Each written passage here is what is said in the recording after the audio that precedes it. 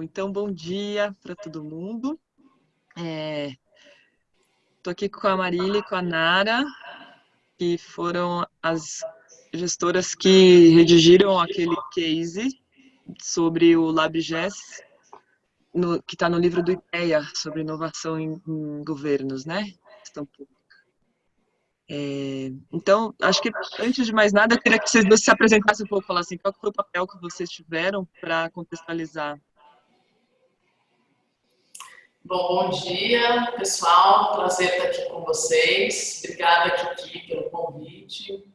Para a gente é uma alegria muito grande compartilhar um pouquinho mais sobre essa história do LabGES, né? A gente ficou muito feliz com o interesse de vocês pelo case. E vamos tentar aí contribuir um pouco mais para esse curso aí de vocês. Parabéns, a gente é fã do INSPER. Para começar, bom, eu estava na CGE, que é a Secretaria de Gestão e Recursos Humanos, lá do Instituto, como subsecretária de Inovação. Cheguei em julho de 2016 e a missão era repensar a área de inovação que estava há bastante tempo parada. Tinha lá 2 projetos antigos sendo tocados, não tinha um subsecretário há bastante tempo. Acho que a gente conta isso um pouco no artigo. Então, com a equipe, né, e a Nara parte dessa equipe, a gente começou a pesquisar o que estava acontecendo no mundo em relação à inovação em governo e decidimos seguir por esse caminho dos laboratórios de inovação e demos, então, início a essa história de estruturação do LabGES. E eu tinha mais esse papel de coordenação, né, como subsecretária, de conseguir abrir os caminhos ali para essa pauta, conseguir levar essa pauta para a gestão, para a alta gestão. E hoje eu fiz questão, né, de estar aqui presente, mas eu não estou mais no governo hoje, então eu tenho bastante a contribuir em relação ao que foi, mas eu acho que a Nara é a pessoa que vai poder contar para vocês como isso foi conduzido na transição, que houve uma transição aqui de gestão, por isso que eu acho que é bem importante também a presença dela. Bom dia, obrigada pelo convite, pela oportunidade.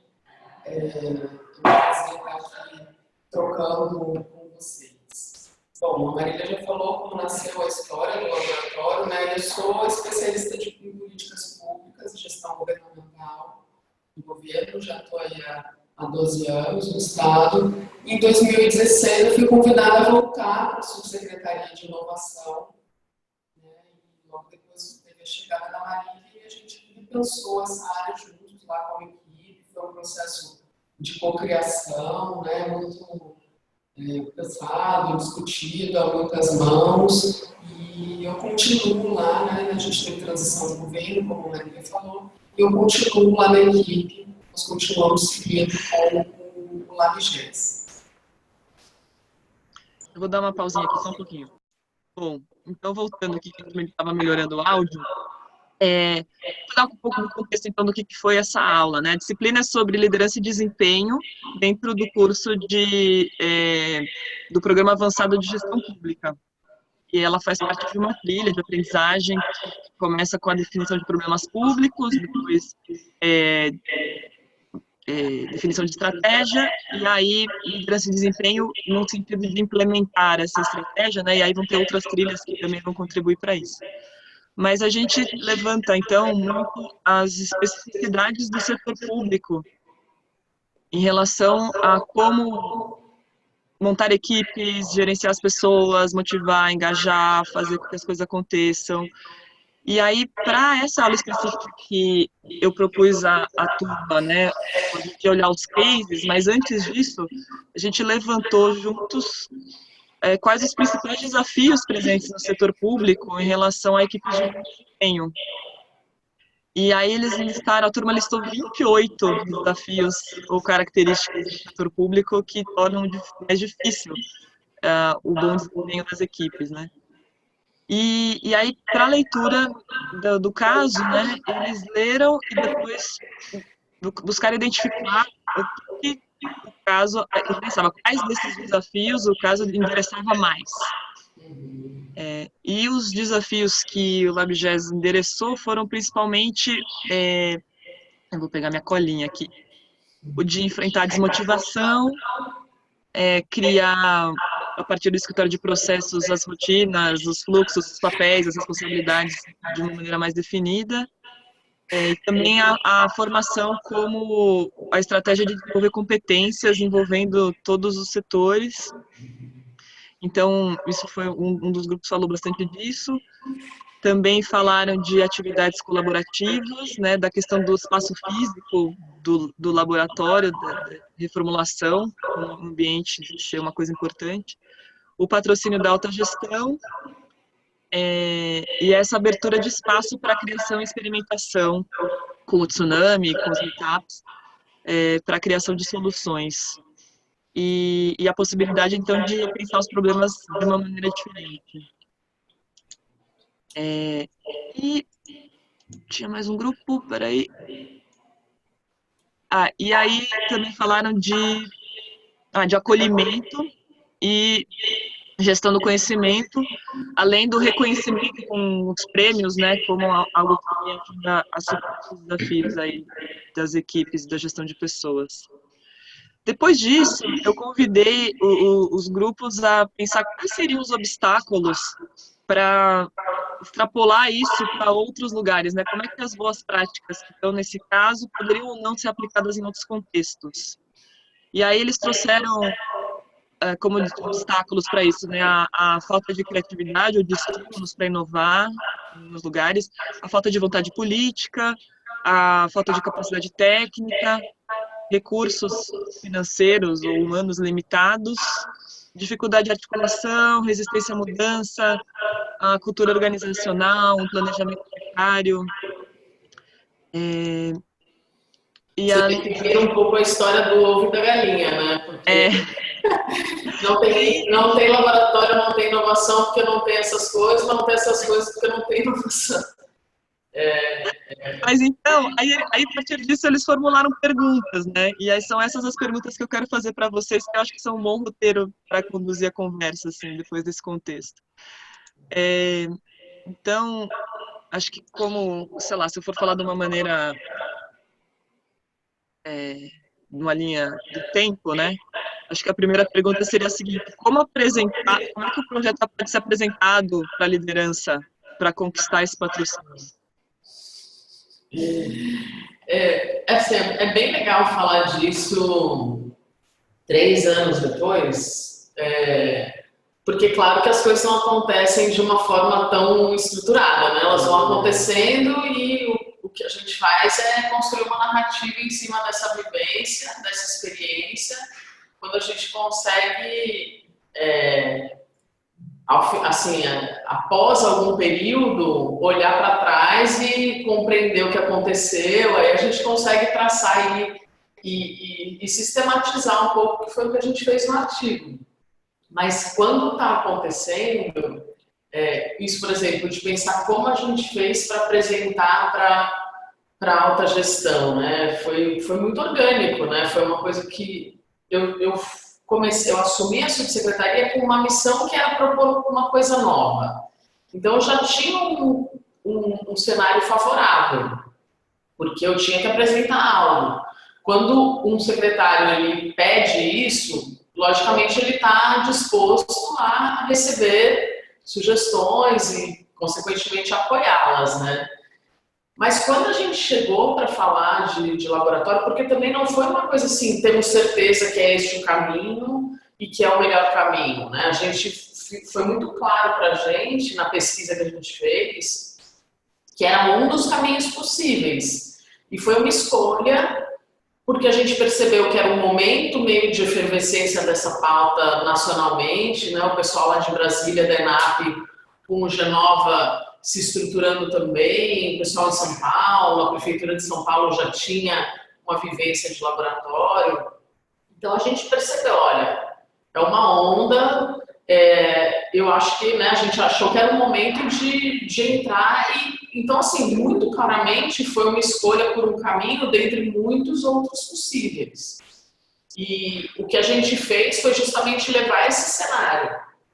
né, mostrar que a gente ia passar a fazer parte de um grupo de organizações do setor público que estavam se dedicando a essa pauta, mas também deixando muito claro que era desbravar um terreno desconhecido.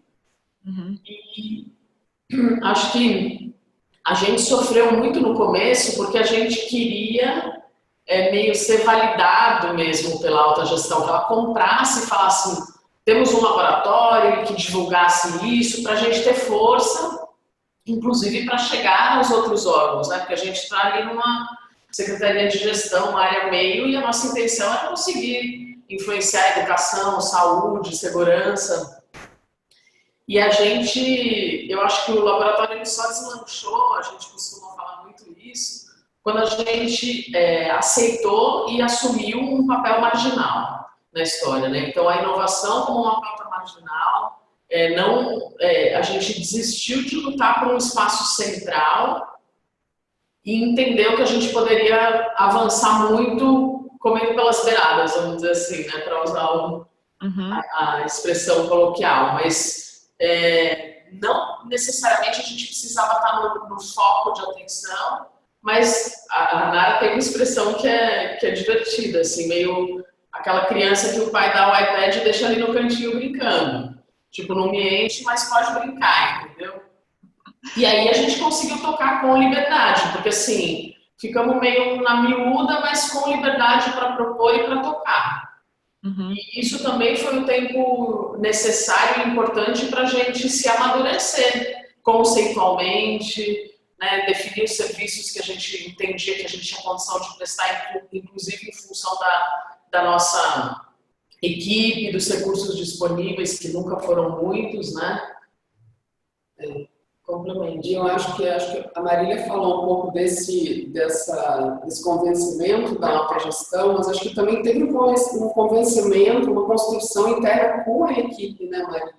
Eu acho que tem, porque era uma equipe que estava tinha outras atividades, né? Eu voltei para a equipe, tinha ficado nessa subsecretaria há um tempo, tinha passado uma gestão fora, estava retornando, então teve um processo, eu acho que todo o trabalho de construção colaborativa foi fundamental, porque a gente foi se apropriando das ferramentas, do modelo mental e dessa lógica de laboratório enquanto construía, né? Então é muito mais do que uma imposição. Vamos fazer um laboratório, a equipe entenda, vai estudar e faça.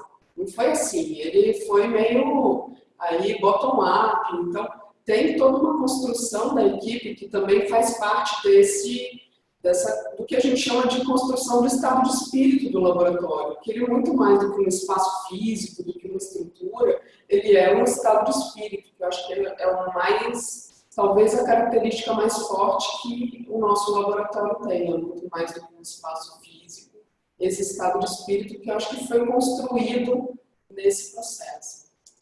Acho que tem uma coisa legal, só para complementar, que na minha interlocução, né, como subsecretária com a secretária, eu ia muito fortalecida pelo suporte, adesão que eu tinha da equipe inteira, né? Então não era uma coisa que eu, como subsecretária, estava falando, mas era uma coisa que muito rapidamente, pelo formato da construção, né, por ter sido colaborativa, a equipe se engajou e passou a defender com muita força a ideia, né, e se dedicar de um jeito muito, muito bacana, e isso ficou muito claro para a própria secretária. Então ficava mais difícil não acreditar naquilo, porque estava todo mundo muito empenhado e dedicado a fazer aquilo acontecer. Houve uma mudança muito radical na forma da equipe se organizar, interagir, trabalhar no dia a dia, que começou a influenciar outros setores da própria secretaria, né? Isso foi muito visível também. É muito interessante a maneira como vocês estão relatando, porque normalmente na lógica assim dos projetos que promovem mudança, né, essa questão do patrocínio da alta liderança vem sempre como um fator fundamental. o que vocês estão escutando o que vocês estão falando para nosso processo de construção foi muito mais importante a gente ter uma espécie de carta branca, mas sem um lugar muito central, porque talvez isso gerasse uma cobrança que nem fazia sentido no momento da construção. E aí, ao estar está construído de baixo para cima e com a equipe muito apropriada da proposta e desse espírito de trabalho que a Nara relatou, isso foi se tornando evidente para a liderança, né? Então, um processo mais orgânico e menos de cima para baixo mesmo. Muito interessante essa e a gente tem a consciência de que, inclusive isso está no artigo, lá nas lições aprendidas, como um elemento, a secretária, ela apoiou, né? Ela não deu uma visibilidade para fora, mas a gente, à época, achava que ela apoiava pouco. Hoje, quando a gente olha para trás, a gente entende que houve sim, a gente brinca com essa coisa do iPad no cantinho, mas era exatamente o que a gente precisava. Eu não acho que ela tinha consciência, e nem a gente, de que era uma boa dose, né, tanto de liberdade, de espaço, mas assim, hoje olhando para trás, acho que foi bem feliz assim, essa dose de apoio, abertura, e fundamental, porque podia ter rolado, sem dúvida, ou não, isso não vai para frente. E não foi isso que aconteceu, foi botando lenha, pouquinha lenha, mas assim, acho que isso também foi como foi alimentando pouco a pouco para a estratégia ganhar a força para se institucionalizar mesmo, né? Uhum. Então, eu já vou para a segunda pergunta. Quais os maiores conflitos ou dificuldades enfrentados no processo de construção do Lab? Falhou um pouco a pergunta, você pode repetir? Vou repetir. Quais os maiores conflitos e dificuldades enfrentados no processo de construção do Lab? Aquilo que não dá para escrever quando a gente escreve o artigo, porque tem tanta coisinha ali que você fala... Eu acho que tem assim o lado B dessa história do apoio da alta gestão, que é o que fazia a gente sentir que não estava tendo o devido apoio, que hoje no balanço a gente consegue entender que tinha, mas assim, a gente não tinha, a gente não conseguia recurso para nada, né? Isso foi difícil de lidar, até também a gente entender que a gente não teria recurso, que a gente ia ter que ter muita criatividade para conseguir fazer o que a gente queria. Não sei se é exatamente um conflito, mas uma dificuldade. Conflito, acho que houve uma coisa de choque cultural dentro da secretaria.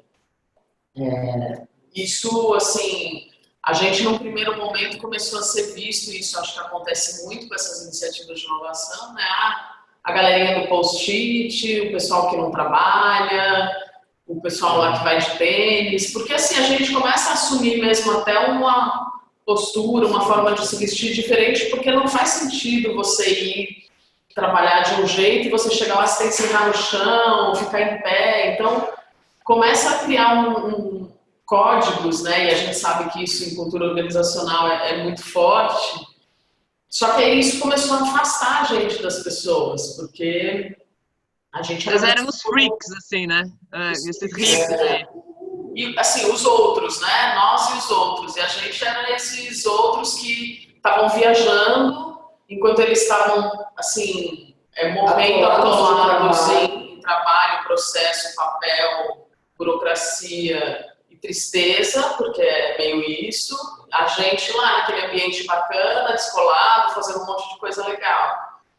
Esse conflito, para mim, foi o mais importante, assim, de identificar, de decidir enfrentar, de desenhar uma estratégia, que foi o tsunami, e de realizar, porque eu acho que também tem uma divisão assim dessa história pré e pós-tsunami, né? Que foi o tsunami foi o momento de democratizar a história, né? Então deixou de ser uma história dos poucos escolhidos, porque tem isso, e virou uma história de todo mundo, onde as pessoas conseguiram perceber de fato que elas poderiam se apropriar daquilo, mesmo em ambientes mais tradicionais, com atividades tradicionais e áreas mais duras, porque a gente sabe também que tem rotinas dentro de uma secretaria de gestão, né, contratos, licitações, patrimônio, que é muito difícil você sair de um jeito de trabalhar ali, mas eles foram percebendo que tinha elementos possíveis de trabalhar no dia a dia deles e que aquela oxigenação que o laboratório trazia, eles podiam se aproveitar disso também. Eu não sei se a Nara concorda, mas acho que foi um conflito bem... Quando a gente anunciou o tsunami, eu gosto de contar isso porque eu acho muito legal, assim. A gente fez então o tsunami era capacitar 100% da secretaria no design thinking para compartilhar com eles, né, a linguagem do laboratório.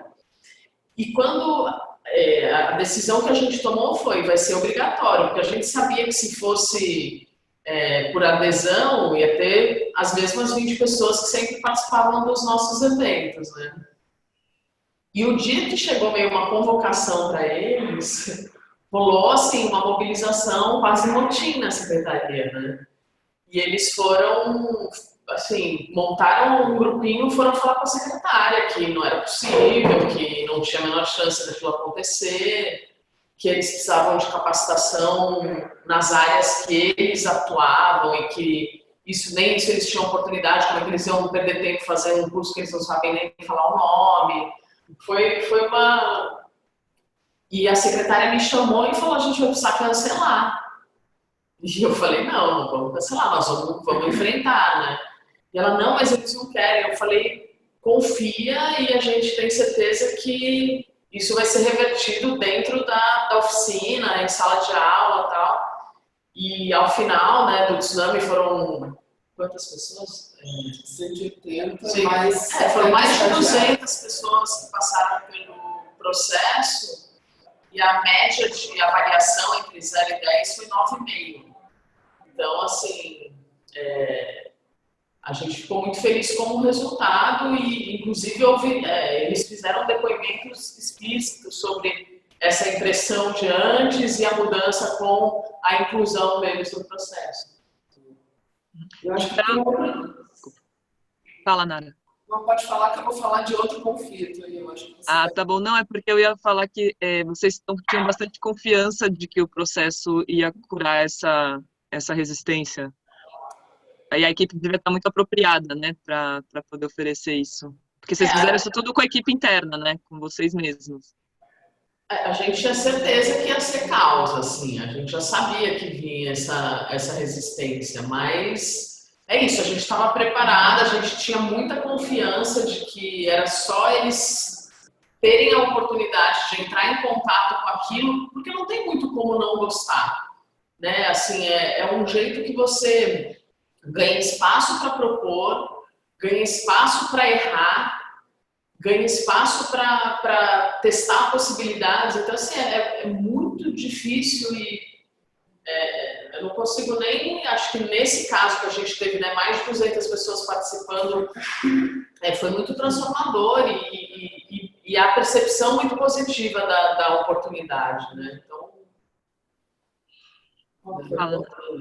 eu acho que tem um outro conflito que foi também relevante, é a questão da dimensão do impacto das ações do laboratório. Tinha um pouco de pressão, assim, eu quero ver pãozinho saindo do forno. Como se transformação cultural, transformação de modelo mental não fosse um produto relevante, né? Então a gente tinha muita pressão, falar, precisa resolver mais problema. E a gente estava no início bastante focado, também na parte de soluções, mas também muito focado na transformação do modelo mental. E tem uma outra coisa com relação à dimensão e impacto, que a inovação ela acaba trabalhando em microtransformações, né? Você vai resolver um problema de uma área que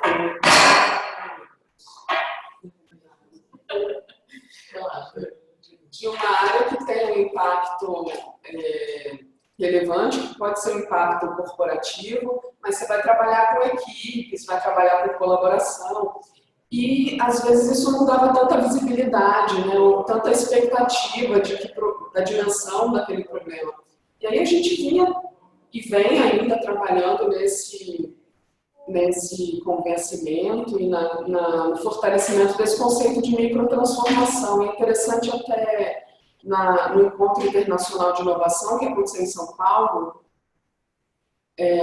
A equipe do laboratório de Nariño, na Colômbia, eles falaram um conceito que eu achei incrível, já procurei e ainda não achei um parecido, que é a acupuntura social, que é a história de que você faz pequenas intervenções em várias áreas. Eu acho que também vem da lógica do acupuntura urbana, né, de trabalhar o desenvolvimento de espaços, e que essas pequenas intervenções em pontos específicos, elas formam uma lógica sistêmica e que altera todo esse organismo, né, toda a organização, e isso é muito real para a inovação. E esse trabalho a gente ainda precisa fortalecer, principalmente nesse período de transição, mas eu acho que ainda antes a gente tinha e tem essa preocupação da dimensão e de fortalecer esse conceito de acupuntura social como microtransformações que acontecem e elas contaminam positivamente no todo, né, no organismo.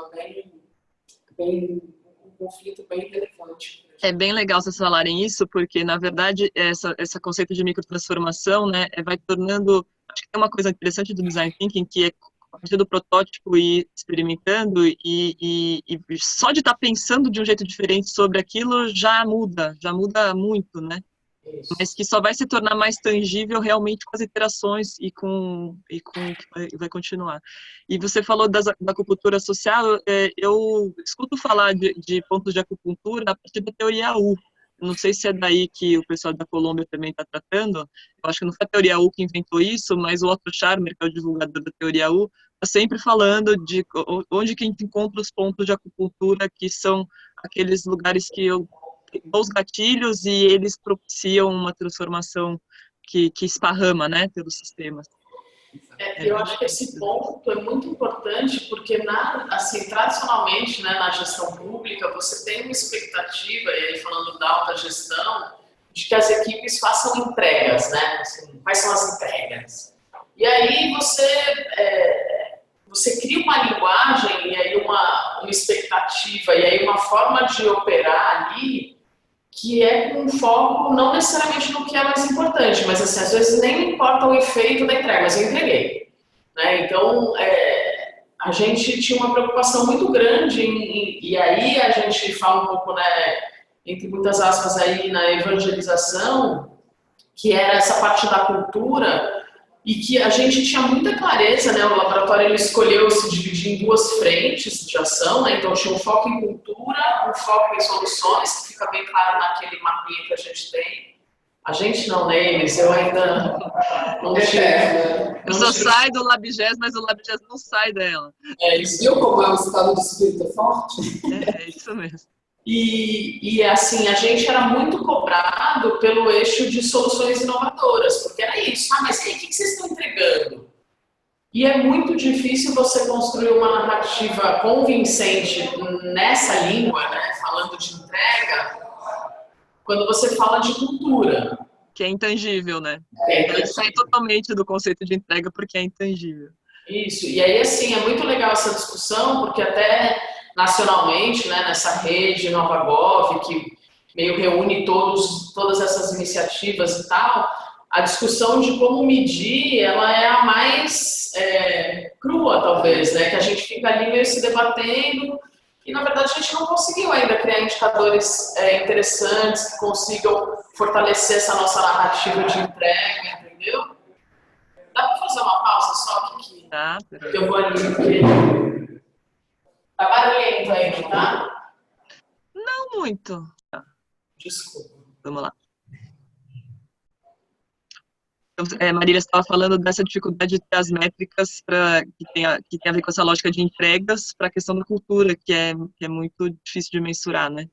E eu acho, inclusive, que é um lugar, talvez, de colaboração muito importante da academia com essas iniciativas, né? Porque essa expertise de avaliação, de monitoramento, eu acho que a gente tem muito a interagir com quem está na academia para pensar juntos como a gente poderia criar esses indicadores, porque assim, talvez eles sejam, acho que a gente tem que inovar na forma de medir também, entendeu?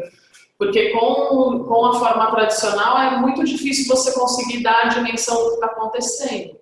Uhum. Então a gente tentava trabalhar muito com depoimentos, então a gente gravava as pessoas falando o que aconteceu na sua vida, né? E a pessoa ia lá e contava, depois que eu fiz o design thinking. Então, assim, isso a gente tentava mostrar, mas assim, a gente sabe que a expectativa é outra, né? Então, enquanto a gente não conseguir comunicar assim, a dimensão desse impacto e mais ainda das possibilidades, é difícil ganhar o patrocínio e aí mais ainda recurso, né? Porque recurso é sempre muito em função de entrega.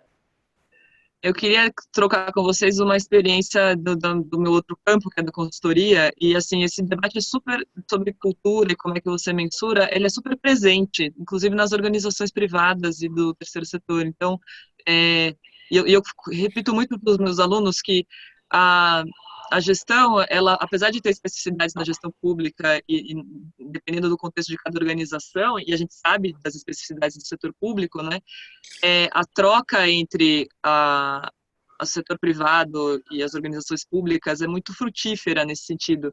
E esse desafio de mensurar transformação de cultura organizacional, ele está presente, ele é super atual, ele é super do momento, assim. Então, não é um problema só da área pública e nem um problema só do laboratório de gestão de inovação, né? É um problema que é legal que o mundo está se debruçando sobre isso.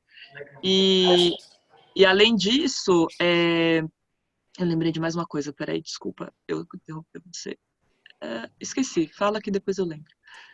A gente está com esforço lá no laboratório para construir algumas métricas nessa área de inovação, né? Então, um esforço colaborativo lá com, especialmente os trainees de inovação, que também é uma turma. A gente juntou os trainees que estão espalhados em várias áreas, a gente tem feito momentos de estudo, fizemos um benchmarking grande nessa área de métricas de inovação. Vamos ver o que sai, estamos trabalhando, espero que seja frutífero para a gente pelo menos começar um caminho, e a gente tem visto mesmo que tanto no público como no privado é uma discussão, é uma dificuldade mesmo, está todo mundo trabalhando, quem sabe se a gente se juntar, não sabe coisa bacana. Eu lembrei o que eu ia falar, e o único, assim, um exemplo muito interessante que eu escutei nos últimos tempos de um cara que é um estudioso de design de culturas regenerativas, ele fala que, não sei qual é a métrica, sei lá, é a quantidade de lágrimas que caíram. Essa é boa. Cara, essa é legal, porque cai lágrima, viu? Lágrima, suor, caramba. Bom, gente, vamos continuar aqui. Então, a terceira pergunta era como é que tinha sido a seleção dos participantes, se tinha sido impositivo ou voluntário, mas essa vocês já responderam, e muito bem respondida. E acho que a outra pergunta interessante é essa: como transformar em ação o que foi tratado na capacitação? E acho que junta com a segunda, é como mobilizar e motivar os servidores a mudar sua rotina. Desculpa, pode voltar na primeira, Kiki? Sim. Como transformar em ação o que foi tratado na capacitação. Sim. E acho que isso tem a ver com a próxima pergunta, que é como mobilizar e motivar os servidores a mudar sua rotina, porque se a capacitação é design thinking e vai transformar o modo de trabalhar, então eu preciso motivar e mobilizar as pessoas para mudar sua rotina. Eu queria só fazer mais um comentário em relação à formação da equipe, que eu acho que é uma coisa que acontece muito, assim, né? Quando eu cheguei lá, assim, a secretária falou para mim, essa é a equipe que você tem. Né? Então, assim, quando você vai montar uma área de inovação, um laboratório de inovação, você tem uma série de recomendações aí da teoria, né, de perfis e tal. E a gente teve uma situação ali que foi, a equipe é essa e é com eles que você vai trabalhar. É bem comum na área pública, né? Acho que quase ninguém tem o luxo de selecionar a equipe que vai trabalhar. Exatamente. Então, acho que esse é um ponto importante de que, assim, a situação que se colocou ali foi ou essa galera se engaja ou não tem equipe, né, na área. E aí a estratégia foi um pouco assim de começar a fazer essa pesquisa todo mundo junto, que a própria equipe fosse identificando áreas possíveis de atuação, formas possíveis, projetos possíveis para montar o escopo de atuação da subsecretaria, que a gente, inclusive, publicou um novo decreto com nova estrutura e tal, foi muito importante, e que eles fossem se atribuindo as áreas e as atividades. Então, foi um processo muito, claro que foi, que eu tive uma condução ali que foi importante, mas para mim é muito claro de que foi uma escolha de cada um também, tanto na composição tinha coisas que a gente tinha vontade de fazer, mas que não teve adesão, a gente tirou, assim, claramente. Não vamos ficar batendo cabeça com uma situação que a gente não vai ter como resolver agora. Então, isso eu acho que é um ponto bem importante, assim, que conta tanto como experiência para essa lógica de formação de equipes de laboratório, que a teoria diz muita coisa, mas na prática vai acontecer assim, quase que invariavelmente. E a segunda coisa, do peso que isso teve no engajamento dessa equipe em toda a estratégia, que até hoje estão lá, e eu entendo que, pelo que eu observo, muito satisfeitos assim, no dia a dia de trabalho. Né? Agora, essa coisa dessas novas perguntas, de como passar a ação, né, depois da capacitação, eu acabei ficando pouco tempo depois que o tsunami acabou, mas a sensação que eu tive foi, primeiro que a primeira percepção foi, inovação é também para mim, né? Não é uma coisa que é lá daquele grupo do Post-it ou do grupo da tecnologia, né? Porque também tem essa associação muito forte com a tecnologia. As pessoas que são mais dinossauros, elas falam, não, inovação não é para mim porque eu não sei nem mandar um e-mail, então isso tem muito também no serviço público. Então, eles se apropriaram daquilo. Eu posso ser inovador, eu posso ser criativo. Então, às vezes, o impacto nem é tão gigantesco, mas é num próprio reconhecimento de novas possibilidades pessoais e individuais. E isso a gente percebeu muito nos depoimentos que a gente colheu, né? E depois, eu acho que, assim, participação maior nas atividades do laboratório, que é onde a gente buscava atrair, né, para disseminar a cultura e, consequentemente, mais disponibilidade para participar da perspectiva mais entregas, né, ali nas soluções. E no dia a dia deles, acho que o mais forte foi a integração, né, a percepção de que tem uma coisa muito legal, eu não lembro se está no artigo o organograma novo.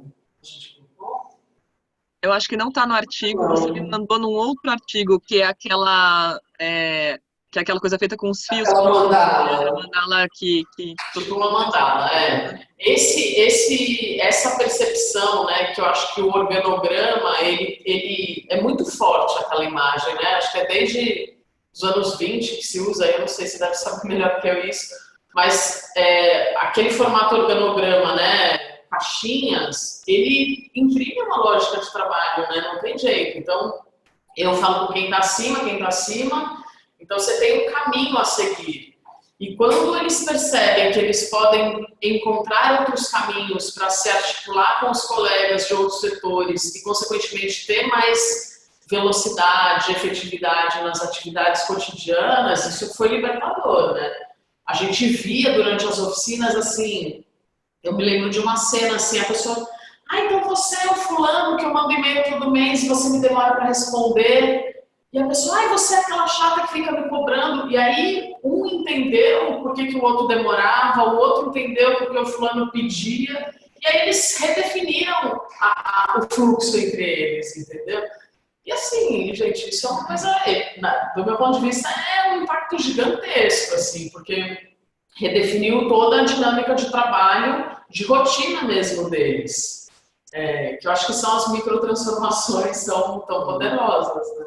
Uhum. Eu acho que tem muito, porque a gente sempre pensou em como dar sustentabilidade a isso que acontece num curso de 16 horas, né? Como estender esse estado de espírito para mais tempo. A gente vê eles usando, por exemplo, ferramentas no curso de Design Thinking, no dia a dia. Vamos trabalhar um mapa de empatia e persona para o planejamento estratégico participativo da secretaria. Pô, isso é um puta... Desculpa. É um baita ganho, porque todos eles já tinham usado a ferramenta antes, e como envolveu toda a secretaria, todos eles souberam como usar aquilo e ouvir os clientes deles, traçar personas e perfis dos clientes, e depois entender todo o universo do que se fala, do que se ouve, toda essa percepção do cliente. Eu acho que muito mais, talvez, do que usar as próprias ferramentas, acho que o ganho está no modelo mental de chegar muita gente e falar, eu nunca mais vou fazer um projeto de gabinete.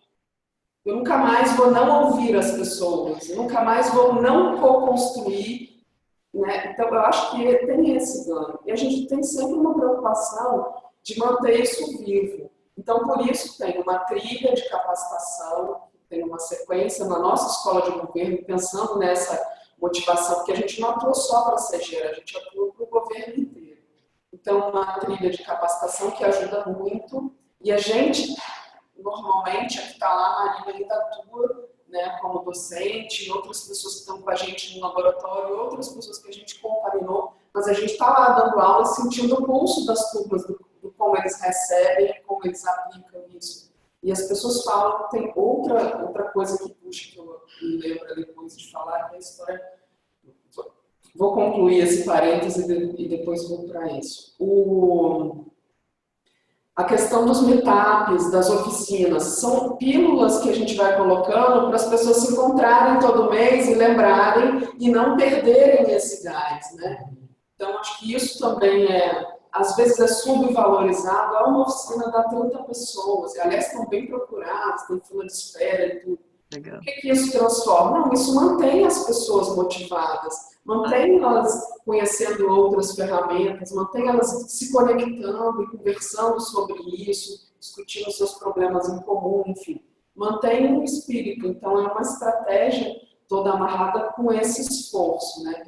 E o que eu estava querendo falar antes é que todo curso do Design Thinking ou de qualquer outro curso da trilha, as pessoas falam, meu chefe tinha que ouvir isso. E aí puxa aquela outra história, né? Meu chefe tinha que ouvir isso. A gente teve uma estratégia de sensibilização da autogestão, do governo inteiro. Ela nem sempre funciona do jeito que a gente quer, né? Conseguir sensibilizar, fazer os gestores, os secretários, os dirigentes ouvirem, perceberem o valor disso. E a gente está até, inclusive, reformulando isso de como, com essa nova gestão, entrou novos secretários, enfim, como a gente fazer todo esse processo de sensibilização de novo, né?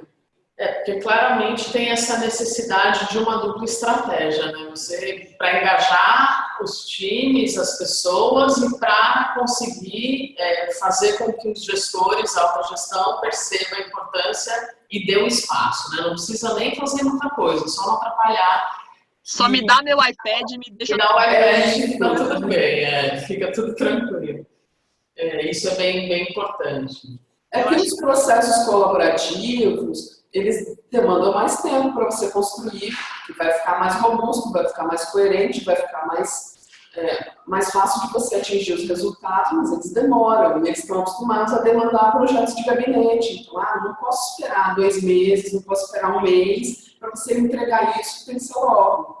Né? Então, mas tem que testar. O que testar? Está pronto, vamos botar na rua.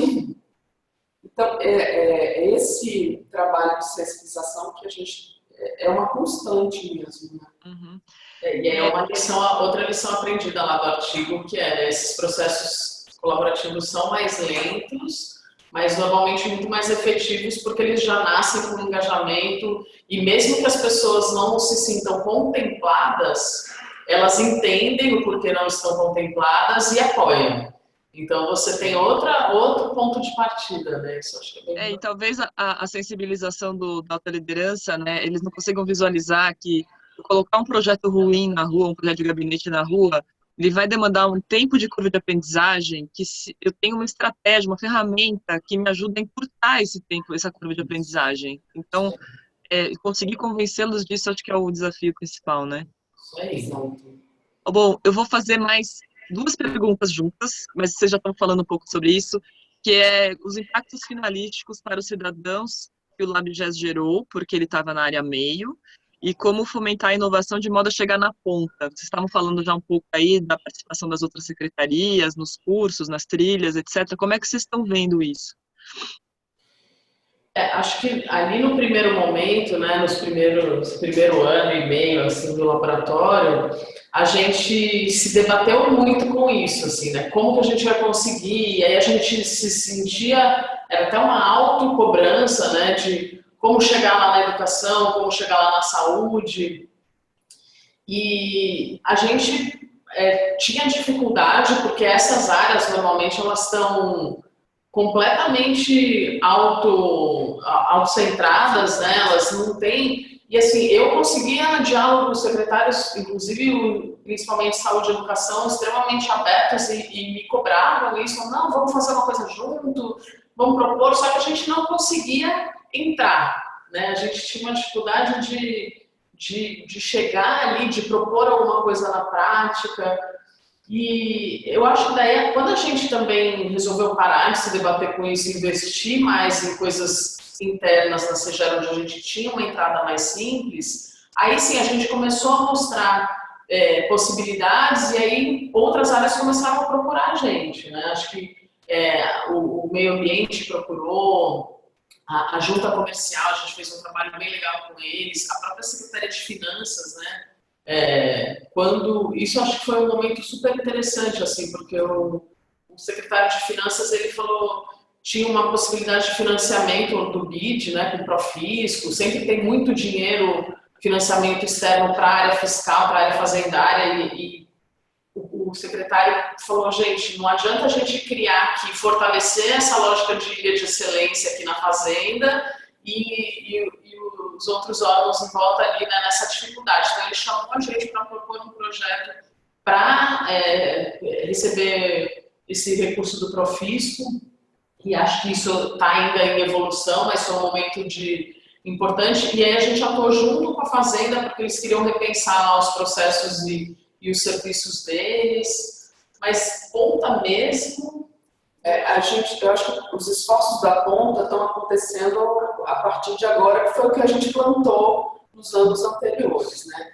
Acho que tem duas questões importantes, assim, tanto em termos de engajamento dos servidores, que a primeira foi a reformulação do Prêmio Inoves, que eu acho que isso impacta na ponta, porque a gente reformulou um prêmio que antes tinha um foco em projetos e resultados, quer dizer, as equipes que conseguiram burlar todas as dificuldades de burocracia, de fragmentação, de dificuldade de recurso, e conseguiram dar resultado, eram premiadas.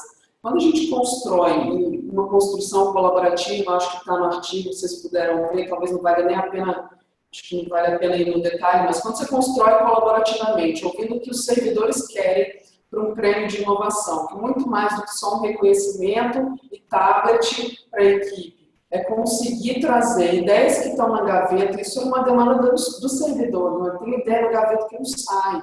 Então, um projeto que andou e parou. Então, quando a gente constrói um prêmio que premia, reconhece, com dinheiro, com recurso simples, recurso que não precisa licitar, com recurso e com apoio que a gente chama de aceleração dos projetos. Ideias, que são projetos que estão na cabeça, ou projetos que ainda estão em desenvolvimento, mas precisam de um apoio, precisam de uma visibilidade, isso tem um impacto na ponta. Então, essa coisa da reformulação do prêmio fez a gente chegar mais na ponta de um jeito mais robusto. Então, a gente teve 10 iniciativas premiadas, isso entre Estado, município, e outros poderes, mas o foco do recurso e da aceleração está muito no executivo, na Estado e município, com ideias. E aí você tem depoimento de um projeto, esse projeto está na gaveta, já tentei emplacar, faz 2 mudanças de gestão, assim, de secretário, de dirigente de obra, e o negócio não sai na gaveta. Aí eu ganho um prêmio Noves, o diretor da instituição pirou, quer fazer, quer apoiar, quer... Então a gente passa as caixinhas, sabe? Faz aquele projeto ter visibilidade, que era uma ideia que não conseguia deslanchar. Isso é lá na ponta, isso é para o produtor rural, esse especificamente. do Instituto de Defesa Agropecuária e Florestal. E a gente vê isso em prefeitura, vê isso em projeto de secretaria fim. Então, assim, a gente acaba chegando na ponta e desenvolvendo nesse processo de aceleração as capacidades, as habilidades e as competências para inovar nessa turma que já tem o DNA da inovação, precisa de um empurrãozinho, ou então de quem já está fazendo, mas que precisa estar sempre encorajado e reconhecido.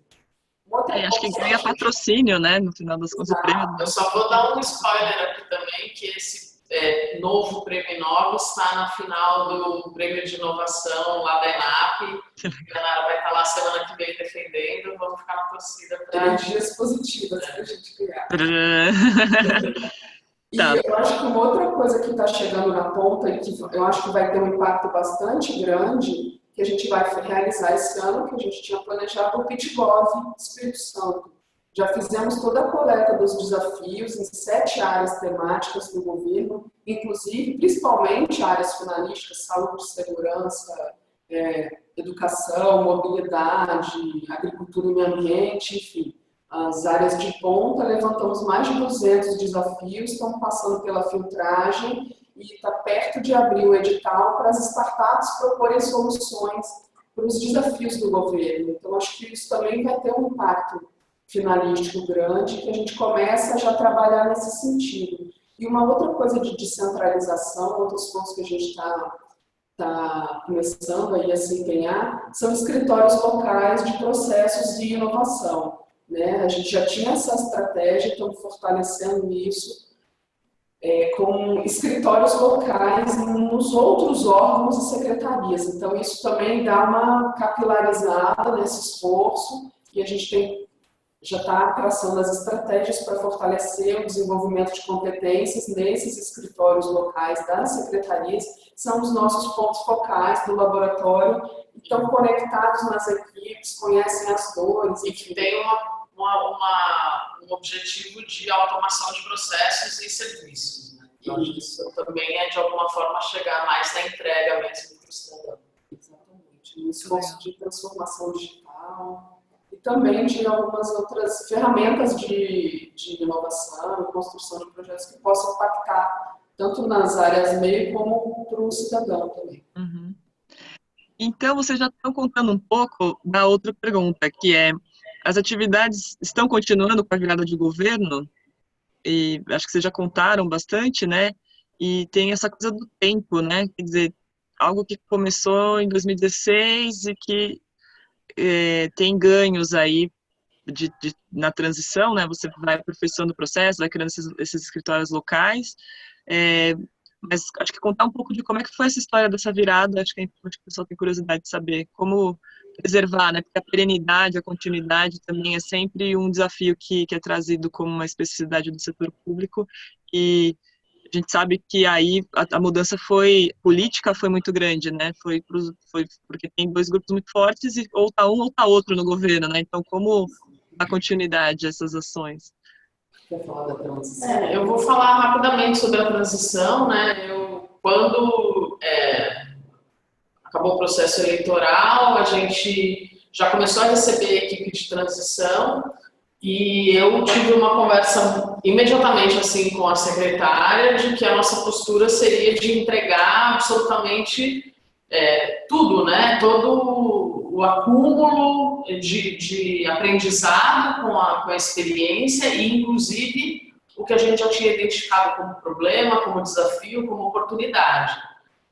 Isso não foi uma coisa muito fácil de emplacar, porque justamente pela rivalidade, vamos dizer assim, não, eles têm que descobrir os problemas, vão entregar de mão beijada, mas a gente bateu muito forte assim nessa postura de entender que a gente só tinha começado um processo e que a gente precisava construir uma possibilidade de continuidade, né? E a gente acreditava muito que isso só se daria com essa postura, né? E aí a gente conseguiu, acho que, conduzir assim, desde a primeira visita lá da nova secretária, do novo subsecretário, a gente teve uma entrega total, assim, de todo o processo.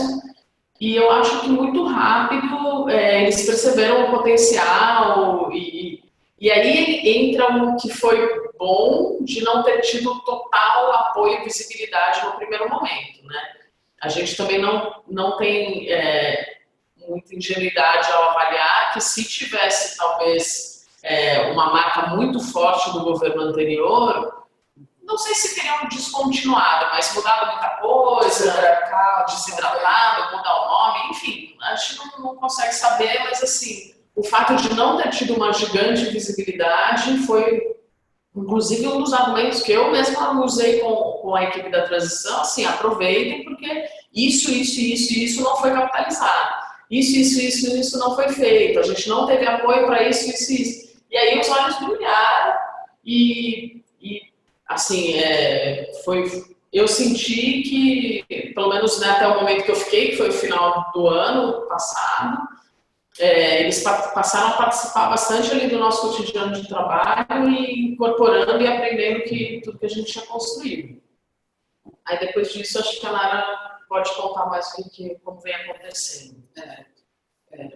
Teve um esforço grande no início, né, que a gente começou né, na época da transição, e acho que ainda tem um esforço de demonstrar o valor dessas microtransformações, né, e de construção de uma agenda. Eu acho que a gente conseguiu manter bastante coisa, né? Aliás, mantivemos tudo do que a gente fazia, todas as ações de cultura da inovação, a gente mantém o próprio prêmio Nobis com aceleração, a gente continua fazendo, o PitGov que estava planejado a gente está fazendo,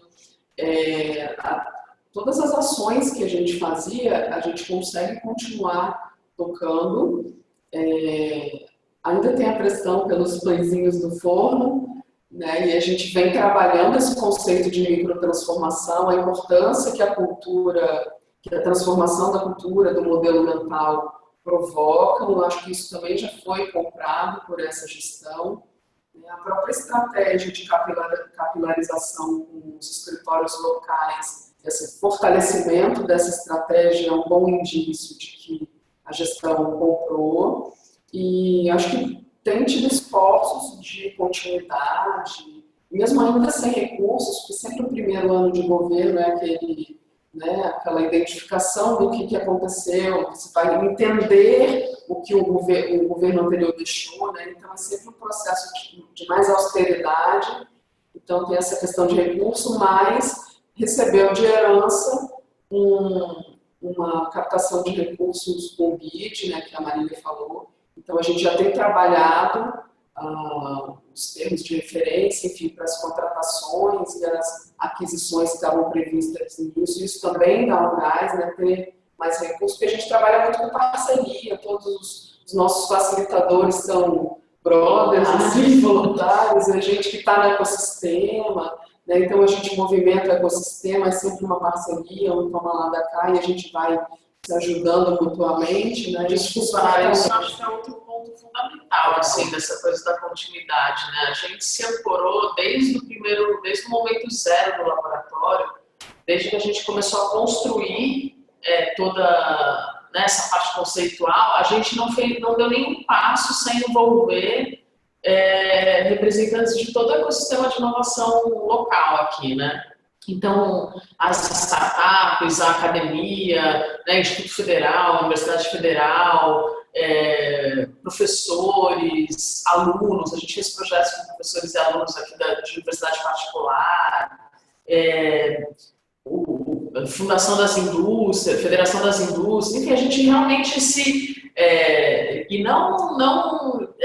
a gente tinha muita convicção da importância da participação desses representantes, mas a gente também tinha essa preocupação já em construir algo mais consistente para lutar contra essa fragilidade das transições, né? Então, não dá para a gente fazer só uma coisa de governo se a gente quer perenidade.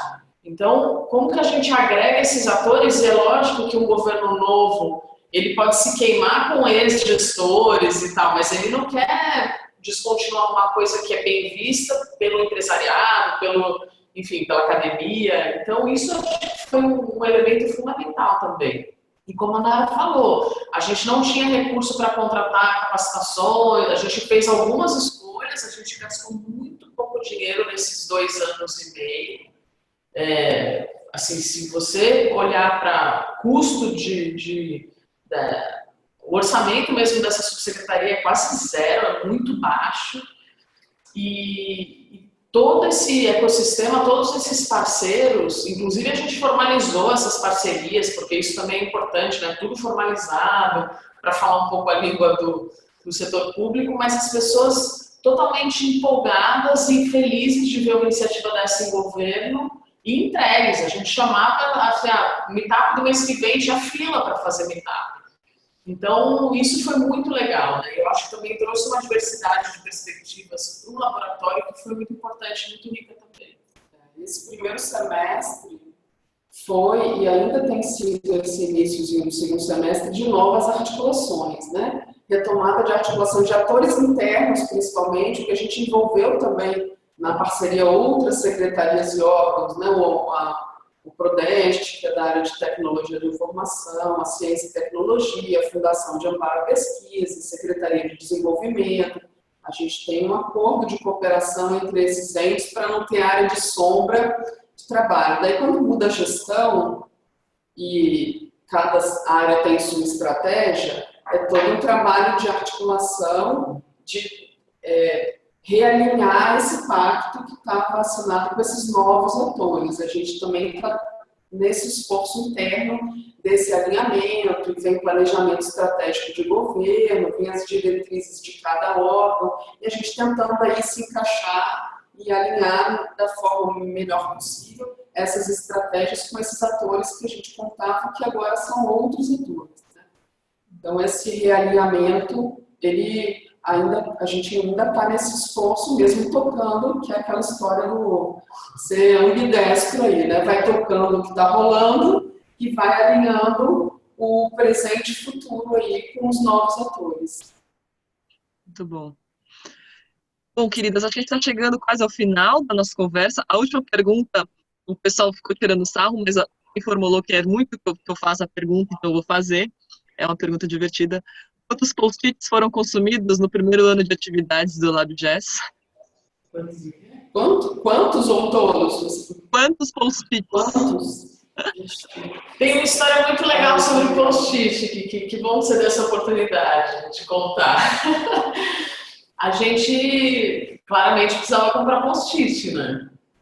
E aí, quando eu fui fazer o pedido de compra, eu recebi uma informação de que a gente só podia comprar post-it amarelo. E preferencialmente aquele que não cola, né? Porque é aquele post-it de licitação que você puxa, ele rasga na cola. E aí começou uma pequena revolução dos post-its, porque aí eu tive que bater realmente, né, e falar, não, a gente precisa de post-it de todas as cores. Precisamos de canetinha, precisamos de cortiça, precisamos de coisas que a gente não tem aqui. E aí deu esse início a um processo de compra que eu sempre conto essa história, tá? Bem repetitiva, alguém aí já deve ter ouvido. A gente demorou 8 meses para comprar os post-its.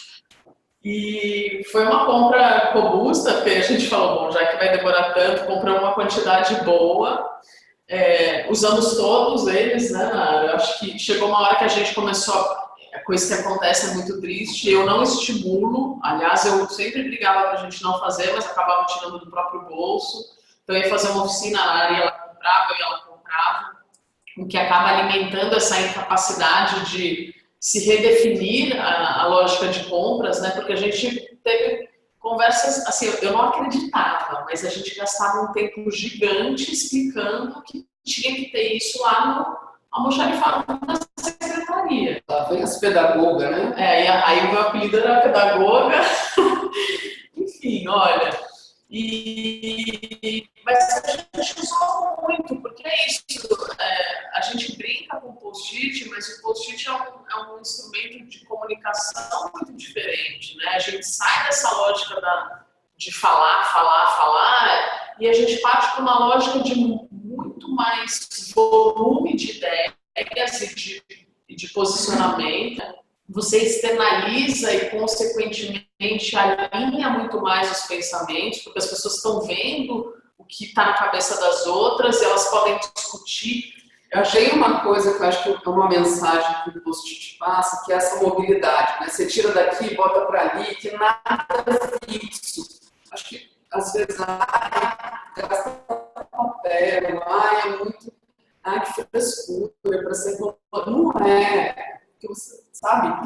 Tem um código aí da questão da mobilidade, né? Das ideias que não são fixas, das coisas que mudam de lugar, que você pode amassar a sua ideia e jogar fora e não ter apego à ideia. Eu acho que transmite também essa coisa que é muito do conceito de como construir e dos métodos para inovar, e desse modelo mental mesmo. Foi acho que ali em maio, junho de 2018, que eu comecei a ver aquela quantidade acabando. Aí eu falei, vamos começar um novo processo, porque eu já sabia que ia demorar. Então a gente começou, não lembro quando a gente mandou o processo, acho que fevereiro de 2018, aí no final de 2018 eu soube que foi arquivado o processo, eles não conseguiram concluir a compra, e aí até hoje eles não conseguiram ainda. Né? Não conseguiu, porque a gestão não queria comprar coisas supérfluas para a próxima gestão, pagar de ridícula.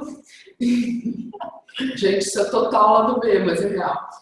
E aí a gente tá sem material e a gente, nessa nova gestão, a gente ainda não conseguiu comprar porque as compras ainda estão meio travadas por conta desse formato de austeridade e tal. E o que a gente não gosta de fazer, mas está fazendo, está comprando o bolso.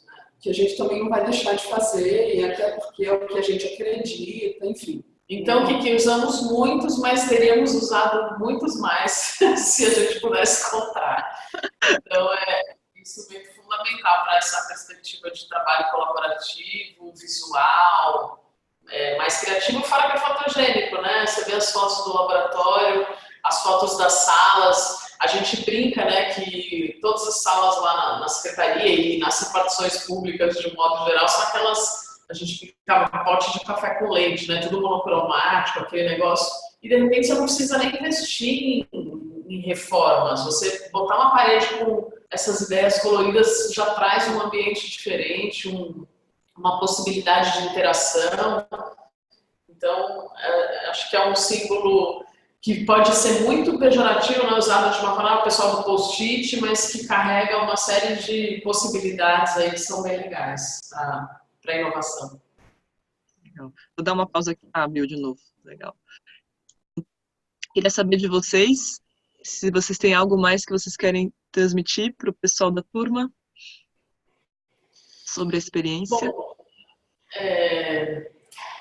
assim, para mim, pessoalmente, isso acho que é uma coisa que eu gosto sempre de contar, né? Foi uma oportunidade muito transformadora, né? Eu já vinha de oportunidades incríveis de trabalho, né? Acho que até a gente se conheceu num momento na Prefeitura de São Paulo com uma liberdade para propor, para construir, com uma equipe super bacana, de gente muito integrada, com uma troca muito grande. Então, eu já tinha tido oportunidades muito incríveis de trabalho, no governo federal também, lá no Ministério do Desenvolvimento Social. Então, na minha trajetória pessoal, eu sempre tive... não sei se sorte, mas enfim, de cair em equipes, em projetos que essa mentalidade da abertura, da construção colaborativa, a gente não usava esses nomes, né, mas a gente já tinha essas diretrizes de transparência, participação social, e isso eu acho que é um pouco a preparação para a gente chegar nessa pauta que a inovação carrega.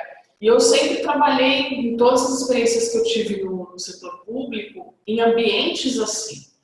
E quando, aqui no governo do Espírito Santo, eu tive essa oportunidade de pensar uma política pública, né? uma estratégia a ser institucionalizada para se trabalhar dessa forma, foi uma riqueza muito grande, porque, de alguma forma, foi trazer também todo esse aprendizado, conectar com essa teoria, com a prática, com essas experiências nacionais e internacionais e poder criar do zero um negócio que foi uma experiência incrível, foi muito muito enriquecedor. Foi, assim, hoje, né, a gente vem com esse artigo agora do IPEA, na própria rede nacional aí de inovação. Eu nem estou mais no governo, mas ainda falo muito sobre o LabGES. Hoje eu estou na Wigov, que é uma empresa que apoia projetos de inovação em governo, e eu sempre fico trocando de chapéu, né? Mesmo nas facilitações que eu conduzo, eu sou da Wigov, mas eu boto o chapéu do LabGES sem nenhum problema, porque é uma experiência que está sendo inspiração para muitas outras. Isso para a gente, eu acho que é a coisa mais legal de ver, né? A Nara recebe ligações do Brasil inteiro. A gente quer conhecer um pouco mais, a gente está começando a montar um laboratório aqui na prefeitura de não sei aonde, no governo de não sei aonde. Isso eu acho que é muito maravilhoso, né? Ver que com todos os problemas, e eu acho que é uma experiência que tem muitos acertos, mas tem muitos erros, muitos aprendizados, assim, a gente conseguiu se colocar aí numa posição de exemplo, de inspiração. Acho que, inclusive, muitos dos erros são os maiores, as coisas mais legais que a gente tem para compartilhar. Mas, e assim, inclusive agora, né, poder contribuir aí com esse processo do pessoal numa pós-graduação no INSPER, para a gente, assim, pô, isso é maravilhoso, a gente fica muito honrado, mas a gente também, acho que, falo por mim, mas acho que a Nara compartilha, a gente tem muita certeza de que a gente está começando uma caminhada de transformação que ainda tem muito a ser feito, né? Eu estou hoje pela Wigov fazendo um trabalho de inovação com o Tribunal de Contas aqui do Espírito Santo. Acho que esse diálogo, essa pauta, né, controle e inovação, isso aí a gente sabe que tem um mundo para a gente conseguir avançar. Então, começamos, demos alguns passinhos, acho que tem um trabalho legal aí para contar, mas temos muito trabalho pela frente, então queria deixar mais uma provocação, né, para vocês que estão se preparando, se desenvolvendo, né, acho que nessa perspectiva contínua de aprendizado, numa pós-graduação em políticas públicas, que incorporem esses elementos de inovação, que levem isso para o dia a dia de trabalho de vocês, seja ele na prática, na gestão pública ou em qualquer outra frente de interação com o setor público, ou mesmo em sala de aula, que eu acho que a gente tem um papel muito importante de disseminar esses conceitos e esse estado de espírito, como a Nara falou, para que a gente possa chegar aonde a gente quer, que eu acho que é onde todo mundo quer, que é conseguir melhorar a vida das pessoas, né, no nosso país. Então, era isso que eu queria dizer. Obrigada. Então, eu acho que sou muito grata, porque eu estou há 12 anos no governo, sou muito grata por ter tido a oportunidade de construir, né, essa experiência para minha carreira, para minha motivação como servidora pública. E para a Nara Cidadã, isso fez muita diferença na minha vida, essa experiência.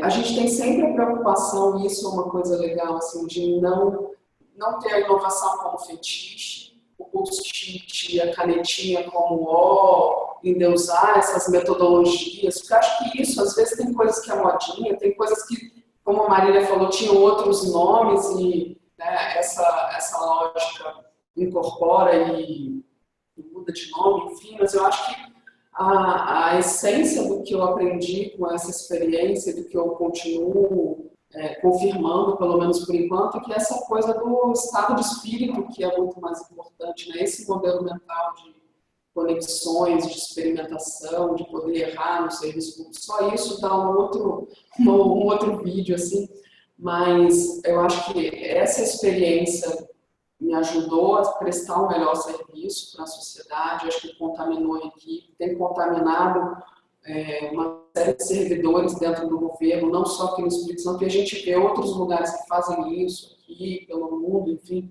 e que quando a gente conversa entre os laboratórios, nesses encontros, nesses eventos, as dores são meio que parecidas, assim, né? Todo mundo passa pelas mesmas dificuldades de afirmar a importância, afirmar essa lógica, dificuldade de métrica, enfim. Mas essa não fetichização é um cuidado que a gente sempre tem assim. E é isso, estimulo vocês a seguirem aí nesse árduo caminho que é trabalhar na gestão pública. E a gente ontem estava no lançamento do laboratório da Federação das Indústrias aqui do Espírito Santo, aí estava conversando assim, com o pessoal que é do ecossistema, né? E tem uma empresa que faz essas conexões entre atores de inovação no Brasil e no mundo. Ela é uma startup que faz essas conexões entre pessoas que querem fazer, né, networking e tal. Aí ela estava contando a Júlia que o Pedro, que é o nosso gerente lá, colocou assim, como você pode contribuir, né, como um ponto de networking, inovar em ambientes hostis.